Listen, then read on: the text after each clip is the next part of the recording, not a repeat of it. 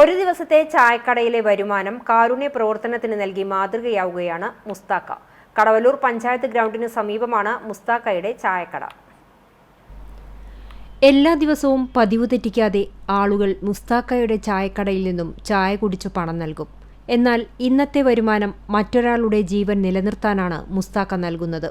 രക്തകോശങ്ങളെയും മജ്ജയെയും ബാധിക്കുന്ന അപൂർവ ഇനം ക്യാൻസർ ബാധിച്ച് തലശ്ശേരി മലബാർ ക്യാൻസർ സെന്ററിൽ ചികിത്സയിൽ കഴിയുന്ന പെരുമ്പിലാവ് നെടിയേടത്തു വീട്ടിൽ നന്ദന്റെ മജ്ജ മാറ്റിവെക്കൽ ശസ്ത്രക്രിയയ്ക്കായുള്ള സഹായനിധിയിലേക്കാണ് മുസ്തഫ തന്റെ കടയിലെ ഒരു ദിവസത്തെ മുഴുവൻ വരുമാനവും നൽകിയത്.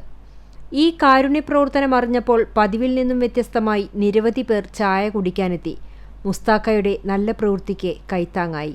പരുവക്കുന്ന് സ്വദേശിയായ മുസ്തഫ പ്രളയകാലത്തും കോവിഡ് കാലത്തും തന്റെ കടയിലെ ഒരു ദിവസത്തെ വരുമാനം നൽകി ജീവകാരുണ്യ പ്രവർത്തനങ്ങളിൽ പങ്കാളിയായിട്ടുണ്ട്.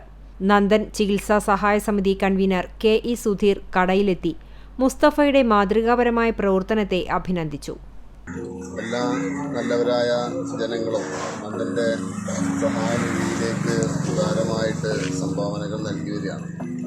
ഇവിടെ നമ്മുടെ പരുവക്കുന്ന് പ്രദേശത്തെ മുസ്തഫക്കാന്റെ ചായക്കടയിലെ ഇന്നത്തെ വരുമാനം നന്ദന്റെ ചികിത്സാ സഹായ നിധിയിലേക്ക് നൽകാൻ വേണ്ടി മുസ്തഫ വളരെ മുമ്പ് തന്നെ ഇന്ന് അത് നടപ്പിലാക്കുകയാണ്.